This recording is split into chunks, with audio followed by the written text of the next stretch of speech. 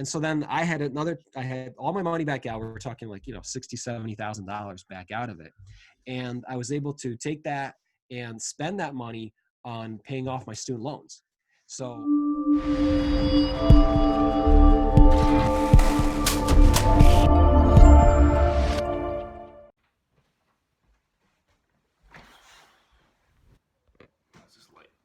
good. Well, what's good, everybody? This is the first video of a brand new series where we will be interviewing real estate investors and other professionals from the capital region. Our first guest is a practicing attorney in Albany, New York, and is a co-principal broker of the Serenity Real Estate team. In this video, he had a lot to say about his experience as a real estate investor, so I think those who are just starting off are going to get a lot out of this video. If this is our first time meeting, my name is Anthony Pasquarella, a licensed real estate agent with the Serenity Real Estate team. I hope to do these videos as soon as I can, or as often as I can. So if you're interested in coming on the show, my contact information is in the description. Let's get to it. Hi, Vitaliy. Welcome to the show. How are you? Doing good, Anthony. Thanks for having me on, man. Yeah, of course. In this introduction, I briefly touched on, what you're into right now, but definitely didn't do it any justice. So do you mind just introducing yourself, kind of what's going on in your life? Yeah, sure, man. So, well, first of all, I'm a first-generation immigrant from the former Soviet Union. I came here with my family in 1995. I've been in New York State the whole time since we came, and kind of took a winding path around. I ended up going to college here, and then I worked for a while, and then I ended up going to law school and graduating in 2010. So I've been practicing as an attorney for 10 years now, since 2010. And I also started dabbling in real estate in 2011, and that kind of led me on the path that I'm at now, where I'm wearing multiple hats. I'm a lawyer by day, and I'm a real estate investor and owner of a real estate brokerage by night, and every other time, weekends and everything else. So, the jack of all trades. That's right. Yeah. So while you were in college, you kind of you discovered your passion for real estate investing. Is that kind of how it happened? Because you said 2011 was only a year after you graduated, right? Yeah, so I really had no plans or thoughts about real estate all through college, and I started getting some, just talking to some friends of mine, my current business partner, who started a couple years before I did, which was when I was in law school. He started telling me he's investing, and he has another business partner who he started investing with. And so that kind of, got the gears rolling in my head, got me thinking about, well, maybe I do want to try real estate. And at the time I was living at home, so I wasn't even really, out. So I was living at home, and I knew that it didn't really make sense for me. I didn't want to go ahead and rent an apartment where I'd be paying someone else and, paying off their mortgage. I wanted to own my own place. And at the same time, as I was thinking that, I was thinking, well, if I'm going to own my own place and there are opportunities to actually make income through that, why don't I combine the two things? And that's how I ended up with my first house hack, first deal. Really cool. Really cool. Yeah. Coming out of school, no one wants to be sending those monthly payments into like a landlord. So yeah, I know the term house hack I learned from you. So that first house hack actually, walk me through that? Like, how did that go? Was it something you kind of like fell into, or is it something you've been searching for a while? Yeah, no, I was pretty purposeful about it. So my wife, who's my girlfriend at the time, and I wanted to move in together, and we started looking. I think even before a year had passed from, I graduated law school in the summer of 2010, and I immediately started working and started, trying to build up a little bit of a cash position where I could, use that money for a down payment. And so I think from probably August through the spring of 2011 is where I was just really aggressively saving and trying not to spend on anything extravagant. I mean, I don't do that anyway, but I was just trying to save money. And I think starting probably, I want to say like March or April of 2011 is when I started looking. And I ended up using a real estate agent to help me with that. And we looked for several months. And, you know, I had specific criteria that I had in mind of, you know, what I wanted to invest in, what area. I wanted a duplex. I was pretty sure about that. And I wanted to be in a good school district. And I wanted to be in a safe neighborhood where, you know, I'm not going to have as much trouble with tenants and don't have to worry about, you know, other externalities, other things that might be happening outside of the property. So I just wanted to focus on buying good property and then having a safe home to live in. Cool. Yeah. So while in school, where was that area for you that you're looking to invest in? Being You in the mean like capital region. geographically? Yeah. Yeah. So for me, you know, for people who are considering our area, capital region here, I prefer school districts. I prefer looking by school districts as opposed to cities. So if you're looking for a house hack, I would say you want to look in Guilderland, Bethlehem, Colony. You can do South Colony or North Colony, but North Colony is obviously better. You might also want to consider Niskayuna, although there aren't many house hacks, there aren't many multifamily properties there ever that ever come on the market. And you can also look, East Greenbush is a good school district, and the Shen School District is also a good school district. So any one of those would be a good find if you can find something that is not overpriced and that is in good shape, you know, in one of those school districts. That would be ideal, in my opinion. Yeah. When it comes to the capital region, almost like the towns, the cities, the major school districts, they all kind of like have weird lines, if that makes sense. So if you aren't from the capital region, getting accustomed to like what school districts are good, like what town are they in, what city are they in, is super hard. But that was really awesome information for anyone who's looking to start, like looking for good areas to invest in. If we on our YouTube channel, the Serenity Real Estate team, we do have a few videos.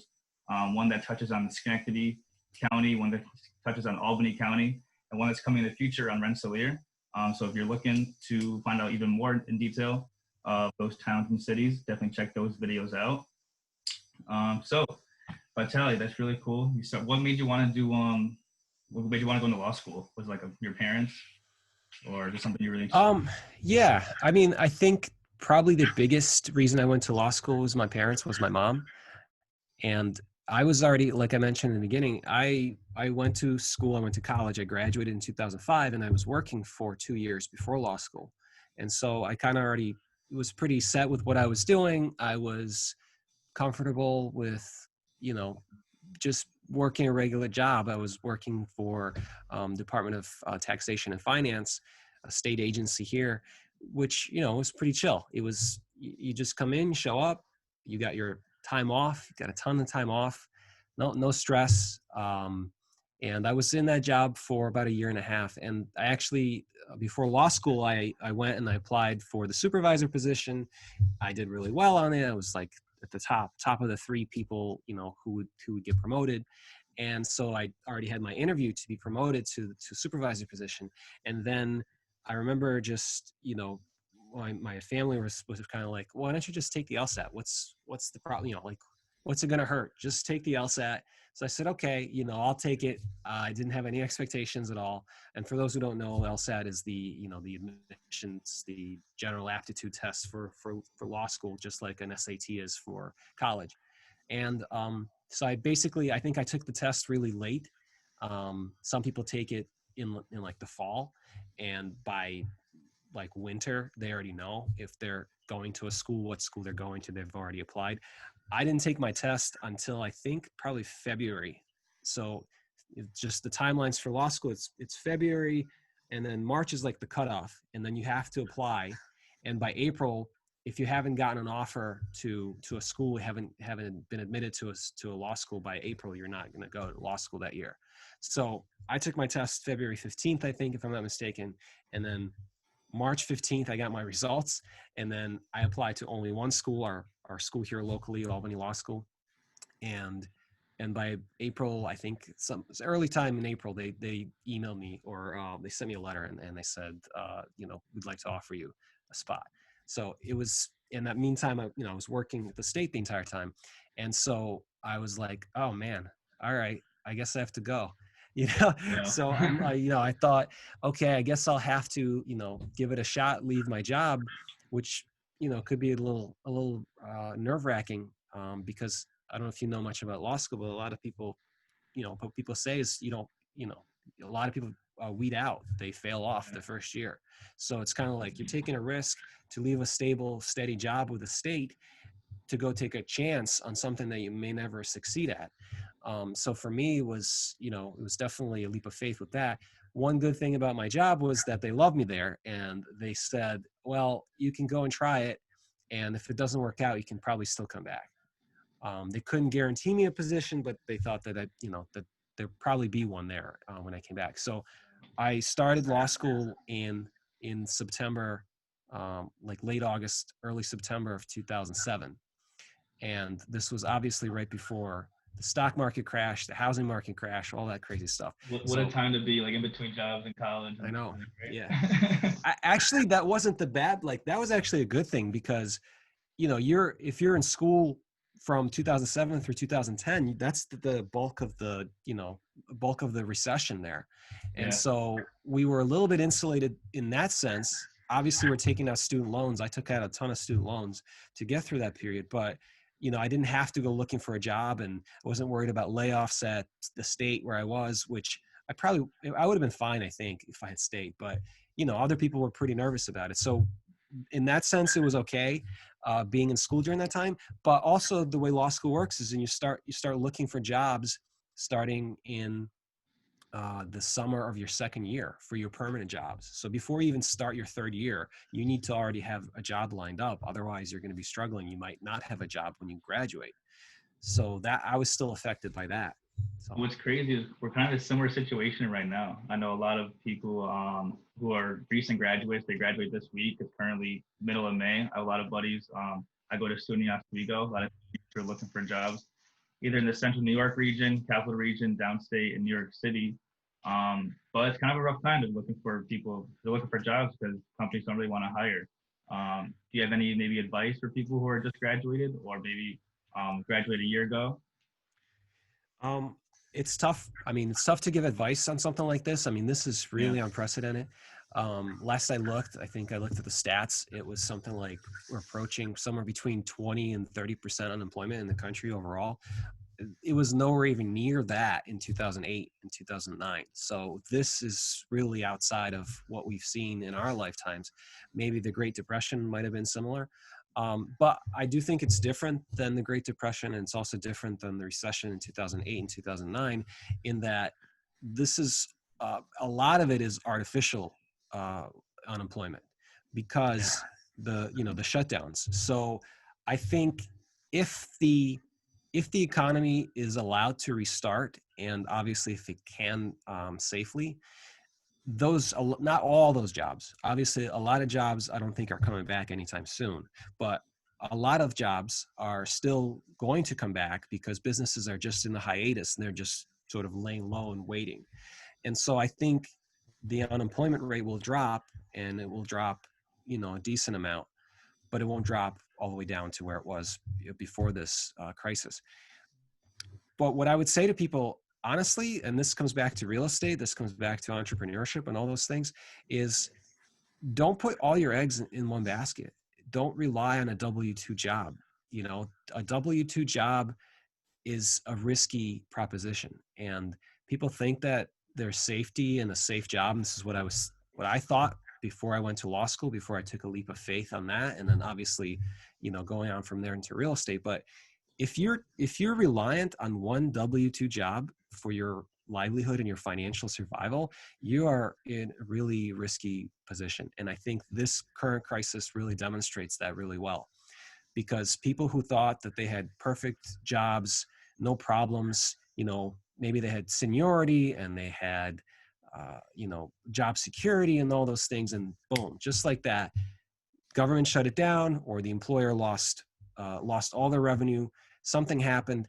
And I get it that this is a black swan event, and I'm sure it doesn't happen. It won't happen like this very frequently, but this just tells you, it underscores for you and everyone else that you cannot rely on one source of income. So to me, my advice to everyone who's graduating, be creative and consider other ways to make money. whether it's real estate, whether it's, other entrepreneurial pursuits, whether it's YouTube, social media. People are making a lot of money on social media now. A lot of younger people, millennials like yourself. There are other opportunities, and I think people should educate themselves about what they are and how to utilize them. And I'm not saying that they should switch from their W-2 job that they would have had because they have a degree in it to something like that. But what I am saying is that in addition to that W-2 job that you may or may not get, in the next 3-4 months, you should also be considering other streams. And I think mixing real estate together with some kind of online income is very smart. And I think that's the right way to go. Yeah, that's a really good take. I know nowadays everyone's kind of looking for that that quick get rich scheme. You know what I mean? So having multiple sources of income is super important. And you're kind of like the king of that, not the king, but like one of the prime examples of it. You're obviously a practicing attorney, the real estate investing, and the YouTube channel, which we haven't got a chance to talk about. Right. Succeed REI, yeah. Which is really cool. Want to just on that, because that's one of my favorite channels right now. Yeah, thanks, man. I appreciate that. I mean, it's just a little channel. That's how I'd refer to it. It's growing though. It's grown. Yeah, no, it's doing fine. And I think, it takes a lot of effort to do something like that. And honestly, I haven't made a penny off of it at this point. Hopefully soon I'll make something off of it. But something like that is, you mentioned get rich quick. It's not get rich quick. Real estate is not get rich quick. YouTube is not get rich quick. Even like Amazon FBA. Yeah, and that's the misconception. You're right. Yeah. People think that, I'm going to go take a course, listen to a guru, and I'm going to, make money the first month. I'm going to make $10,000. And it just doesn't work like that in anything at all. So like for YouTube, for me, so far I've posted 24 videos. I have one that I still need to edit that I recorded. And, to do them even semi-decently the way I've done them is a ton of work. And you already know this because you've done a few videos now. It's a ton of work. And to be as polished, if you're looking up to some of the guys that are like the giants in the industry, to be as polished as those guys and to, make the quality of videos that they make and obviously garner the kind of audience that they garner, that's not easy. And people misconstrue that as, oh, okay, I'll just get on camera and I'll just talk about anything. That's not true at all. You really need to put in work. And, I researched all kinds of things. I researched search engine optimization for that. I actually took I bought an online course where it talks about how to put together videos, how to do thumbnails, how to, optimize all the different things and capture an audience and make it searchable and all those things. So, and all that, and then spend hours and hours and hours recording each video, editing videos, researching topics, all those things. And for no reward, for zero money at this point. I probably have had some incidental benefits from it because a few people have reached out to me about, representing them in the legal sense, in the legal area, and others, have connected with us about real estate investing. But for the most part, it's just been a passion project without much of a compensation at this point. Yeah, it's the same. It's a full-time job at that point. You know what I mean? Being one of those guys who are recording. Oh, those guys, yeah. I mean, yeah, I don't know if you watch Meet Kevin. Have you ever seen his channel? Meet Kevin? I think I've seen a few of his videos, yeah. Yeah, he's a real estate agent. He's in California. You've seen Graham Stephan, right? Yeah. So Graham and Kevin, Meet Kevin are friends. And so Meet Kevin during the shutdown, he's been posting, I think, 3 or 4 videos per day. Like every single day he's posting 3 or 4 videos. Insane. For me, just to get in front of the camera and shoot a little 15-second intro, yeah, that's like 15 tries for me. Exactly. And obviously, if you do it, by the time we're seeing these guys, they've done it hundreds of times. So obviously they have the practice, and it's quicker and easier for them. But still, to do 4 videos and they're like 5 minutes, 7 minutes, 8 minutes, 12 minutes long in one day, and then release them that same day, and then do it again tomorrow and the next day and so on. It's crazy. It's crazy that they're doing that. So, obviously doing something like that would be a full-time job for sure. It's not my full-time anything right now. But I enjoy doing it, and it's fun. It's fun to talk about real estate, and connect with like-minded people. So. Absolutely. Yeah, it really is all about the content. I know the first couple of videos that I saw you make was really about just like beginners getting into real estate, everything you need to know about the different ways you can make money, whether it's, house hacks, the BRRRR method that you touched upon. And nowadays, it's definitely more just like informing the public about what's going on in their current environment. A couple of videos you had about the like the rent eviction ban. What is it? Mm-hmm. Yeah. Eviction bans and stuff like that. So I know you have a big like real estate portfolio. How effective has like the eviction ban really been on your portfolio or yourself and Vinny's? Yeah. So it's definitely had an effect. And, March was fine. April, a few people started not paying or being behind. May, we're probably right now, as we're recording this, what is it, May 11th or 12th? 12th, yeah. Today's the 12th. So by the 12th, we're maybe at 60% collections. And when you're talking about 60% of $40,000 gross per month that we get across our properties, that's a pretty significant amount of money that's not coming in. And now, people will catch up, and some people will catch up and will probably trickle up to something higher than 60%. But the point of it is that, it's definitely has affected us. And I know for a fact it has affected, thousands and thousands of landlords across our state in New York, but also across the country as well. And that's why I've been pretty vocal on my channel talking about, the solutions that are being proposed and are being implemented by governments, and also by the solutions that are being discussed and championed by various tenant groups and other people who don't fully understand how the economy works and how real estate plays into it. And, I think it's important because I have a little bit of a microphone now, on my channel, so I can talk about these things and people will listen. And so I have started talking about that more on my channel. And I think I will come back to real estate investing concepts and the things that, help people invest and make money and all those things once things die down a little bit more. Because I think right now it's what everyone's talking about. Everyone's talking about the crisis. Everyone's talking about the virus and how it's been impacting everybody, impacting businesses and impacting real estate investors. So naturally, I'm going to talk about that too, especially when there are things that are being proposed that are impacting both myself and other real estate investors. For sure. And the most important thing really is for the government to understand that while there is tenants' rights that they have to take care of, there also is a lot of real estate investors whose livelihoods are their cash flow.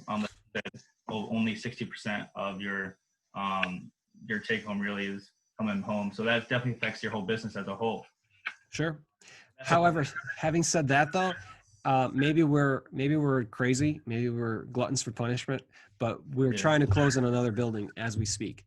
And I think, some people might think that's a little too risky, or maybe that's a little too, not sure what the right word is, kind of stepping out there beyond what would be advisable.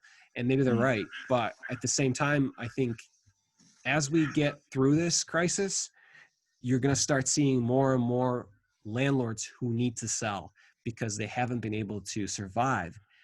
Unlike them, we're in a pretty good financial position where we had reserves, we had, money set aside for things. We can cover all the mortgages, all the expenses. So we're not as in danger of being bankrupt from this. In fact, not at all. But at the same time, there are a lot of other investors and mom and pop owners of rental properties that are. And in order for them not to be bankrupt and not to, lose their own personal assets, they're going to want to sell their properties, which means that it's going to put a downward pressure on, sale prices and allow real estate investors who are ready to buy and to expand their portfolios to pick up some really good deals. So we're getting ready for that now. For sure, yeah. And if you are a beginner investor, now could be a good time if you are willing to put the feet on the ground, get in front of people. I know there's a lot of hesitation, but usually those who make the best out of crises make out pretty well. So that's some really good advice, B. Appreciate it. Agreed. Yep. So I want to touch back on kind of like our timeline. You said you college 05, law school in 10, start your real estate career in 11. Today we're gonna walk through like the first deal you mentioned, that house hack. We touched upon it a little bit before, kind of how you work in saving up money for a while. Were there any like challenges that you faced being like that first deal that you were prepared for? For sure. Oh yeah. Tons of challenges. You know, it's a huge learning curve. You got to really be committed to learning and making mistakes and figuring things out. For me, the first property that I bought was a duplex, as I mentioned. It was in a good school district. I got it vacant. That was one of the important things to me because I didn't want to inherit a tenant who was going to be a thorn in my side. The specific deal was, I actually talk about it in one of my videos. You can link it up to your channel, or you can link it up in this video, is one of the corners is it was a duplex. I purchased it for $230,000. So it wasn't a cheap one. It wasn't a cheap duplex. It was built in the early 1980s. So, you know, purchasing in 2011, we're talking probably about 30-year-old property. So it wasn't 100 years old. It wasn't 70 years old. It was fairly new. It wasn't, you know, class A. It wasn't, you know, brand new, and it wasn't fully updated or anything like that, but it was in decent shape. And it was a brick facade. So nice, solid structure, which I liked. It had a fairly new roof that the prior owner put on. And all the bones and all the, you know, intangibles of the property were there, and they were in good shape. And so what I saw with this property was that there were two sets of tenants. They're both month to month, and they were paying $750 per month for each unit. And it was 2 bedrooms, 1 bath, 2 bedrooms, 1 bath. They were mirror images of each other. And it's a single story ranch style home. And I knew, based on my own research, and this is where research and learning comes in, that apartments like that should be renting for $1,000 per month instead of $750 per month. So that was one of the reasons I wanted to get a fresh start with a new tenant. I didn't want to go in and have to try to raise the rent incrementally and have tensions with the tenant, because obviously raising someone's rent by $250 per month is a huge shock, and most likely they wouldn't be able to pay it. So I'd have to be forced to decide, okay, do I want to kick them out myself, or do I want to raise the rent by something less than that? And I didn't want to be in that position. Plus, both sets of tenants were smokers. You know, it was, you know, I'm not a smoker. I don't like smoking in my property, especially if I'm going to live next door to them. And so I didn't want that. And, you know, just I didn't want an entrenched tenant in place when I'm moving into a building. So I got a clean slate. They were out, and we did a light renovation. I didn't do a ton of work. Replaced the carpets, just basically did some painting, added gutters on the house because it didn't have gutters for whatever reason. And then just some other minor things, added a shed in the back, and it has a nice backyard, all those things. And then put it on the market and rented it really fast to a very nice couple who had just had a baby. And believe it or not, this is now 9 years later, that couple still lives in that unit, and I still own the building. And the baby's now 9 years old. You know, he's playing around, riding his bike around the neighborhood and all that stuff. And they've really, you know, I've had a really good relationship with those tenants, and they've taken care of the property pretty much for me since I moved out of there. And I moved out in 2015 and bought a single family home, and I rented out the apartment that I was living in. So because I had a good relationship, because this tenant was a very responsible tenant and had a good job and all those things, he's been mowing my lawn there. He's been taking care of the snow removal on both driveways. There's 2 driveways, one for each apartment, and, you know, raking leaves, doing all those things. And so I haven't raised this rent as much as I would otherwise have done, but it has worked out great for me, because with this building, I think there are many months go by without me having to do anything. I don't get a single phone call. I don't get a text. There's nothing, you know, and from time to time, you know, we might exchange texts, you know, around the holidays, or there's some issue that comes up and I just send a contractor to go fix it. But for the most part, I never hear from them. And what I do still get are deposits into my bank account for the rent that's being collected. The rent itself is not creating a huge profit for me, but I am building equity in the building because they're paying down my mortgage, and I have zero headaches with the building, which is why I'm a huge believer in buying a property like that. Even if you don't invest in anything else besides a single duplex that you start with, even if you just bought one duplex, you lived in it for a few years, it was in a good area with good tenants, and then you moved out into a single family and you kept that duplex, that is a retirement account in itself. If you hold on to that building for 30 years, if you bought it in your early 20s, mid 20s, you hold on to it for 30 years. By the time you're in your mid 50s, the mortgage is paid off. The property is presumably appreciated in value by maybe 100%. And you've hopefully made some cash flow, maybe not a lot, but over the years, you've made some cash flow with very little headache. So now, if it's a $230,000 purchase in 2011, by 2041, that property may be worth $450,000 with zero mortgage, and you made some income over the course of 30 years. That's a pretty nice retirement for somebody, Looks like you made up pretty well. Wasn't much challenge there, I guess. Yeah. But yeah, that's why you pick a good area like Del Mar. And you were looking there originally to find some place. When it came, and you found a place that was good bones too, good structure. Mm-hmm. So when you were looking, were you looking more for something that the rent was under the market value? Was that your first criteria, or are you looking more for something just like the area and the infrastructure and the rent was kind of gravy? Yeah, I think the rent was secondary.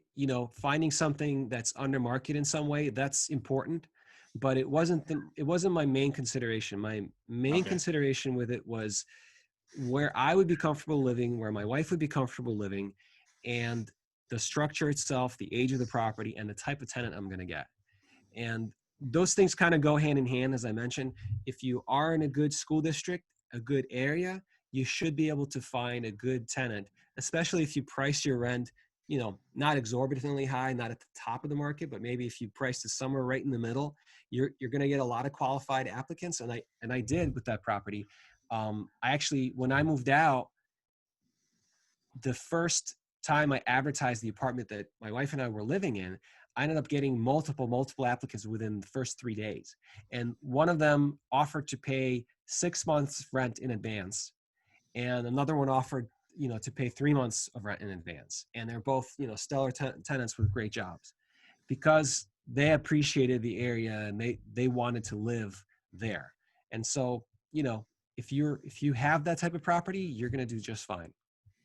That's really, really good information. So I know a lot of people they get caught up in the analysis paralysis, if you will, whereas you kind of look for that perfect property to start. But whereas for you, you were just like, all right, I'm gonna find an awesome house where me and my at-time girlfriend are going to live, and if it's a quality property, good. If the cash flow is positive, great. But you're just trying to find an awesome place to live, and it made it well in the long run. So that's really good. Exactly. Yep. Exactly. So that was really cool. I thought people would get a lot of good information out of that story. We talked about our current environment with the whole crisis that's going on and how real estate and multiple streams of income can combat that.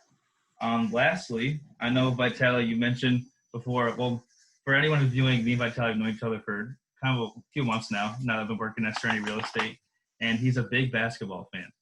In fact, he thinks he could beat me one-on-one, but I don't think that's the case. I used to be able to. I'm sure I could have destroyed you a few years ago, but health issues have sidelined me at this point, so I can't make that claim anymore. So speaking of basketball, our last segment of the day is going to be our final four, where I'm going to ask Vitaliy 4 questions about real estate and also just life in general. So we're going to do this segment for every one of our shows, and first, Vitaliy's first. So our first question is, what was your first big mistake that you had to learn from when it came to real estate? Great question. So I'm going to split it into 2 answers, actually, because I think there's two really big mistakes that I can think of right now. And one of them is sort of like it's in tactics, and the other one is in strategy. And I think those 2 are separate. So tactics wise, my first big mistake that I had to learn from and, turn it into a positive was, so after my duplex, I obviously wanted to continue to buy properties. And so duplex came in 2011. By 2013, I had some more money saved and I wanted to buy more. I wasn't trying to move out of the existing, that duplex that I was living in. So that means I had to get financing for a non-owner occupied property. And, you know, we didn't get into all that, but the financing for non-owner occupied properties is very different than owner occupied properties. So I had to save 20%, 25% for something. So, you know, obviously on a property that's, let's say that's $100,000, 25% is 25,000. Plus you want to have, you know, be able to pay for closing costs. And then you want some cushion because you're not spending all the money you have. So I searched for a while. The market was pretty hot in 2013.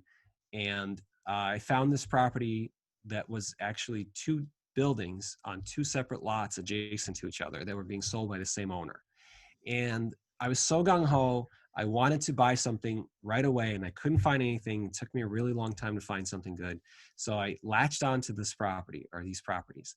And it was a duplex and a little cottage, single family home. And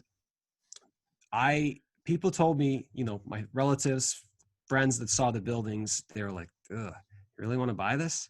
Are you sure? And yeah, are you sure? Are you sure? Yeah. Because, you know, just them walking through it, they could see issues with it. But I was so blinded by it because, you know, A, I was young. B, I thought I knew what I was doing already because I had a duplex, you know, like, you know, I'm a big shot now, you know. Yeah, I know what I'm doing. So I didn't listen, and I had the money, you know, I had enough money to buy and, you know, spend money on a rehab. So I had, you know, a sufficient amount of money. And the property was, I think that their asking price was $114,000. And it was for 2 buildings, $114,000 for a duplex and a single family combined. So like, that's not bad. Like at that point, I mean, that's sure. Yeah. That's really, that's decent. That's very decent, even by today's standards. Or especially I should say by today's standards, because things have been more expensive up until now. But here are the issues with the properties. So first of all, the main house had foundation issues. The floors were heaved like this. So if you're standing in the middle of the room, you're probably about 3 inches below the corners of the room because of how heaved they were. And you know, main reason for that was, actually, let me take a drink of water here real quick. No, you're right. So when you're in the middle, it's like you're 6 foot, but on the edges, you're just normal 6'3". That's right. Yeah. So that was one of the things. So poor foundation, really bad foundation. There were carpenter beetle issues that an inspector discovered. He basically took a screwdriver into one of the posts in the basement and goes, and then, you know, the screwdriver is just poking right through. And and he says, you know what this means? This means that this was, you know, dry rot, and it was infested with carpenter beetles at one point. I'm like, okay, all right. And then he says, okay, you also see this in the ground. It was like a dirt basement. He's like, that's a sewage, whatever, broken sewage pipe, like the cast iron chipped off or whatever. And he's like, it's not leaking right now, but like that could leak, you know. And then there were other open mains in the basement. I'm like, okay, all right. Well, I'm like looking at the upstairs. I'm like, I can make $1,000 for this apartment. The upstairs apartment is already making $900. So I just need to remodel downstairs, keep the upstairs tenants there. And then the cottage is making me $700. So I'm just looking at the numbers, and I'm looking at it. I'm like, okay, $2,600 per month. My mortgage on this, if I buy it I actually offered at $106,000, $107,000. That's what we agreed on. That was the agreed on price. So if I buy it at that price, you know, and I put 25% down, and I get my broker's commission out because I was representing myself as the buyer, you know, I'm doing great. You know, the mortgage is like $450, and my income is going to be $2,600 from this. So even if I have to deal with some issues, and yes, okay, taxes I can pay, you know, it's another few $100s a month, and insurance and what, I'm sitting pretty. I got $1,500 profit on this thing. So I'm not listening to the inspector. And then Like, he goes, yeah, there's beetles, but I can make 1,500. So yeah. Yeah. And then he goes and he shows me, oh, here are the issues in the attic. Oh, and you have some electrical wiring issues. And, oh, you have some siding issues in the back. You've got birds nesting up top by the roof. You've got, the back cottage, the roof is completely shot. They're telling me that the roof leaks every so often. So all these things, I'm just blinded to it. I'm not listening, and I'm like, okay, that's fine. I still go ahead and buy it. In fact, I just want to say the property was so bad that the first time around, the appraiser that came in failed the appraisal on it because of the issues that he could see with it. So like he took it back, he took pictures, did the appraisal, took it back to the bank. The bank said, you know what? We're not going to lend you on this. So the deal almost fell apart. And I was still so determined to make this deal work that I went to another bank and I ended up renegotiating the deal with them. And the one smart thing I did with this, which is how I'm going to get to how I ended up saving the deal at the end of the day, but I ended up splitting because they're two, as I mentioned in the beginning, they're on two separate lots, two separate buildings. I ended up splitting the transaction where I was buying the duplex, the 2-family, separately from the single family. And I was using bank financing to finance that duplex. And for the single family, the seller and I basically I agreed to pay them $1,000 for it. Instead of including it together with the deal, I was only financing the duplex and I was keeping the single family free and clear. So that proved to be a very important thing to do. But in the beginning, it was a bunch of heartache for me. Once I closed on the property, all kinds of things started going wrong. The property was flooding probably every other weekend, and it would always happen at the worst possible time. I bought it in the late fall, so we're talking over the winter months. So the property would flood, whether I think most of it was basically sewage or a water main backup. It was like a stream down there. And every time it would flood, it would knock out the hot water tanks, it would knock out the furnaces, and I would get calls from tenants and texts from tenants telling me that they don't have heat, they don't have hot water, we need to get this fixed, right? And this would always happen, like Friday night, I'm hanging out with my wife and her family, and I get these calls, and I have to like call a plumber, figure out what I'm doing, run over there, try to relight the pilots in the dirt and the muck of a basement where I was just hanging out in a nice, chill environment, just hanging out with the family. I could just be chilling. And I'm working as an attorney meanwhile, things would happen where I'm at work sometimes and something happens and I would run over there in a suit, or I would have a change of clothes in the car. Sometimes I felt like Superman. I would just wear my Clark Kent suit and I'd jump in my booth, my car, and then rip it off, and I'm wearing like the dirty clothes, with the painter's overalls, jumping into a dirty basement.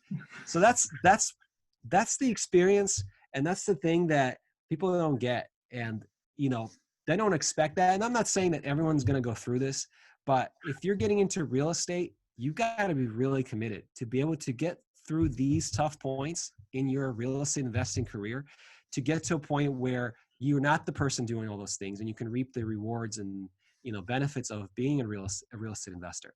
But for the first few months and years in that property, I spent a ton of money on doing a remodel, which you start tearing apart walls, your contractors start tearing apart walls and floors, and this is rotted and that's rotted, and you have to replace this and that, and it just balloons, gets bigger and bigger. And the property was a pretty shitty property, to be honest. It just, I probably should have never bought it, but I did, and I was stuck with it, and I was still determined. I said to myself, I don't care what happens. I'm not going to make this a failure, and I'm not going to let this stop me from achieving my dreams and what I wanted to do with real estate. And so I just toughed it out, persevered. I did what I could on my own when I could, sacrificing time with family and friends and having fun and enjoying myself on trying to make sure that this property worked out and that I didn't, go bankrupt or didn't lose a ton of money. But here's the bright side in this whole story. Yeah. The split of the two properties really was a smart decision. And I would encourage anyone, if you can see a deal like this, you want to try to structure it this way.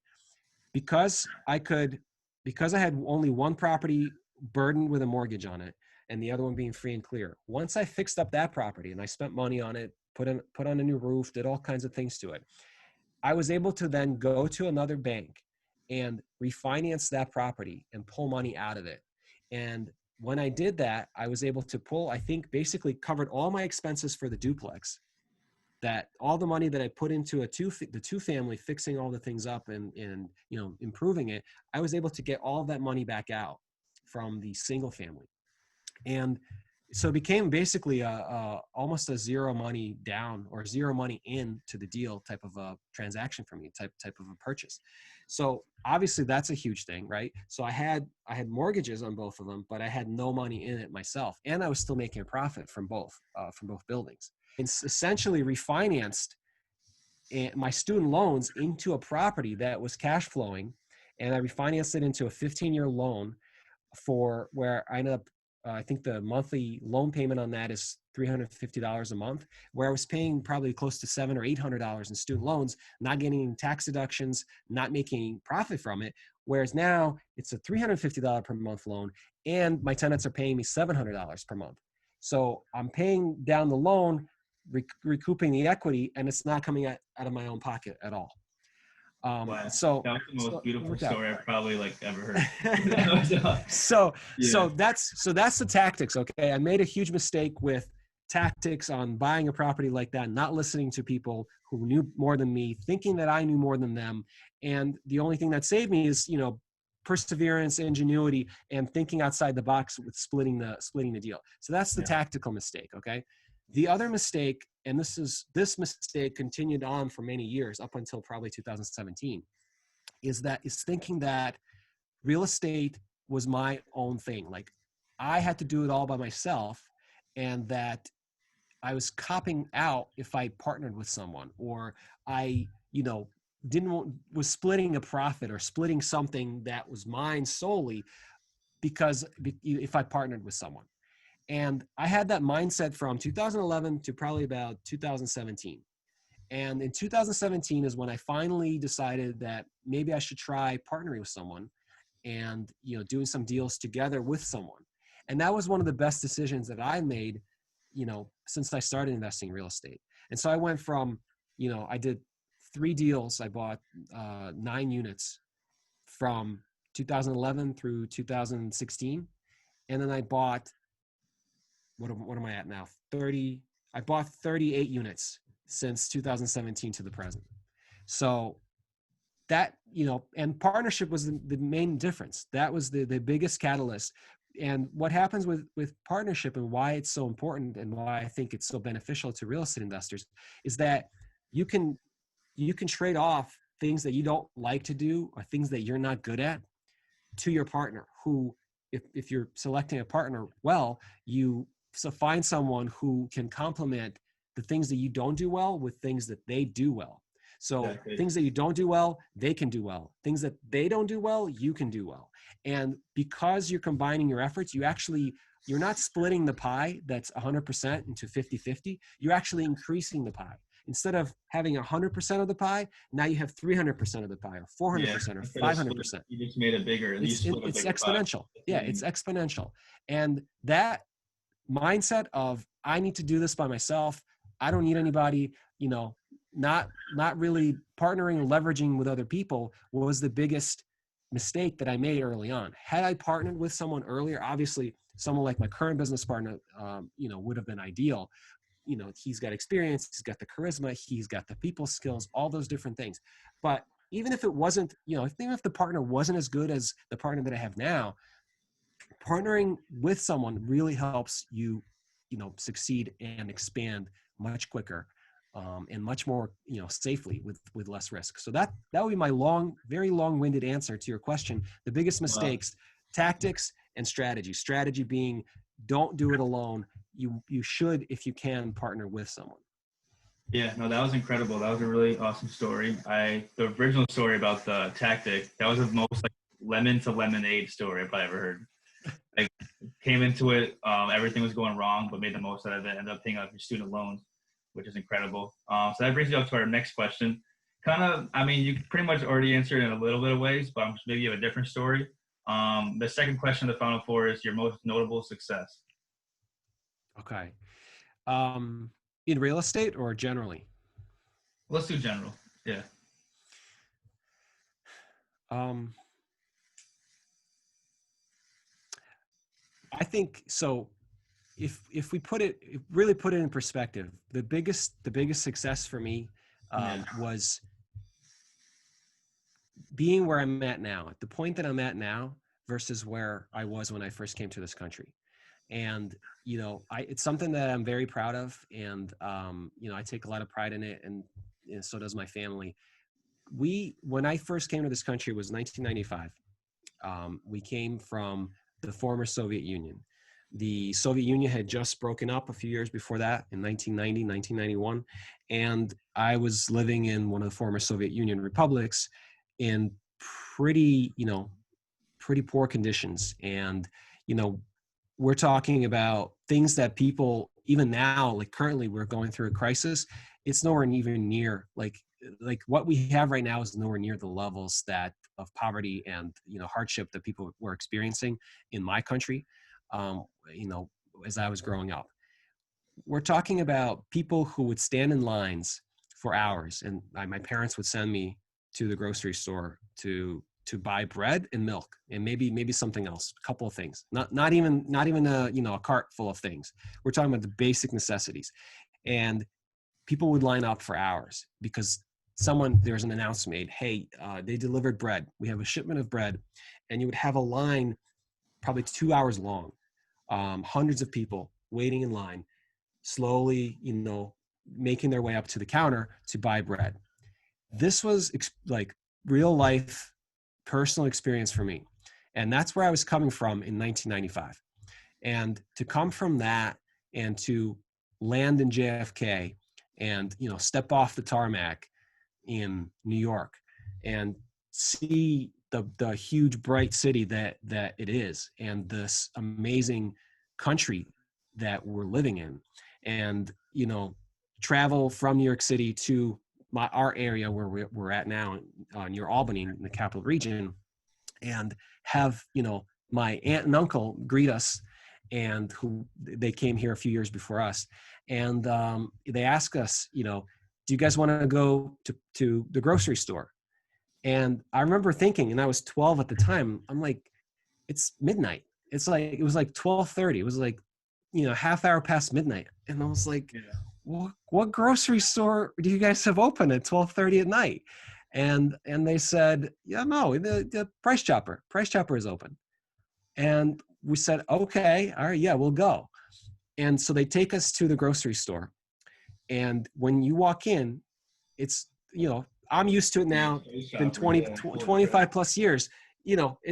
But imagine a kid who had to stand in line for bread for hours at a time, walking into a grocery store in the middle of the night with just shelves and shelves of food. We're talking like 30 different kinds of meat in the meat section. We're talking about, 30 different kinds of bread, drinks, snacks, fresh fruit, fresh vegetables, whatever you could desire, all right there. And that is an experience that I don't think many Americans really understand. And it really changes you when you see that here. And then to go from, my parents didn't speak English. I didn't speak English. My parents left pretty, prestigious jobs. My mom was, an accountant or a bookkeeper. My dad had an engineering degree and did things with that. When they came here, they didn't speak English. They couldn't get any real jobs. Yeah. They couldn't drive. They didn't have any money. We sold whatever we had. We just brought with us some clothes and some pictures, and that's all we had. And we had maybe a couple of $1,000s from what my parents sold, with nothing else here. No connections, no trust funds, no help, nothing. And my parents applied initially for food stamps, and that's where we started. Food stamps, learning English, the English language. And then once my dad learned enough to get his driver's license, he went delivering pizzas in the city in Schenectady here. And my mom couldn't get any other jobs. She ended up going cleaning houses for, wealthier people. And and I went to school, and I went to school without speaking a single word of English. So to Wow. go from there, from 8th grade to now, where I feel like I am living the American dream, where I have, I can buy whatever I want to now. I can do whatever I want to. And, I've been able to go from there to here and achieve it all through hard work, through real estate investing, through smart investing, through perseverance, and doing those things that I talked about in with regard to my second deal or my mistake deal, where you don't just accept failure and you actually persevere through adversity and do whatever it takes to make sure that you succeed. That to me is my personal, triumph and my personal success that, any individual property doesn't really even measure up to that. I mean, to me, that itself, the journey itself from there to here, and I don't feel like my journey is over yet, but I certainly feel like, it's an accomplishment that I'm proud of. And, I want to, translate that to, helping other people do the same. Wow. God bless you, Vitaliy. That's a really amazing story. It makes me feel really grateful about where I'm at, because it's not so much, it's not so hard. Well, it's a lot easier for people who were born in America. So that's really amazing. So we're running a little low on time, but I'm gonna get these last two questions really quickly. Okay. Sorry for the long-winded answers. Nah, you're right. These are awesome. So last two, how do you balance your work and life? My balance is pretty crappy, I'll be honest. I work way too much. I'll definitely readily admit that. Yeah. I pretty much, because I'm doing so many different things, I would say I work probably 90% of the time that I'm awake, I'm working on something. And it's definitely not a long-term correct balance to have. For me, I feel like I'm in an accumulation stage of my life. I'm in a, the drive stage versus the, lay back and cruise control. So it works, but it's also, I recognize that it's also not the healthiest thing to do, both, maybe mentally, emotionally, and physically. I don't think it's the best thing. So I wouldn't necessarily recommend doing what I'm doing. But the balance, ideally you want to have a balance. That's the kind of, it's right in the name. You want to be able to do work when you need to, and you also then want to be able to enjoy yourself, enjoy your life, and relax. The problem is that if your balance involves a W-2 job, as I mentioned before, and just relaxation, you're not going to get anywhere beyond where you are now. It's fine if you're comfortable, and people maybe, happy to be 9 to 5, Monday through Friday, have their weekends off, go out to, go out to eat, restaurants, go on vacation a couple of times a year, and, go camping or, go hiking, whatever, on the weekends. That's fine. If that fits their lifestyle and they're happy doing that from, the age of 23 through the age of 70, and they're okay with that, that's fine. Yeah. It's not fine for me. Like, I want more than that. I want more control than that. And I want more freedom than that. And so because I want that, I'm working 5 times harder now than some of those other people who are not working that hard, because I want a short term, I'm going to spend a short period of time working extremely hard so that the long period of time I get to relax and cruise, while other people still be working 9 to 5. That's exactly it. Finding your level of happiness or utility comes from the trade-off between, really, do you want it now or do you want it later? So really about trade-offs and stuff like that. So that was really good. Last one, this is an easy one, but a shameless plug. Shameless plug? You want me to plug something that's shameless? Plug you have, I'll give you to shameless plug anything. Yeah, I mean, I'll plug my YouTube channel. So Cool. Succeed REI. You guys can search for it that way, or you can search for me by name. I'm sure Anthony will drop a couple of links in the description. Yeah. You guys can check that out for, legal analysis, implications, real estate investing advice, personal finance, those sorts of topics. If you're interested in that, if you want to hear more from me, jump on there, jump on YouTube, and you can find me there.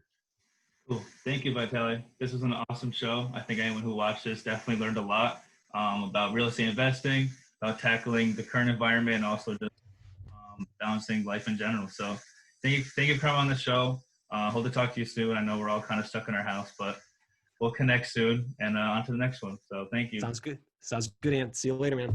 Take care.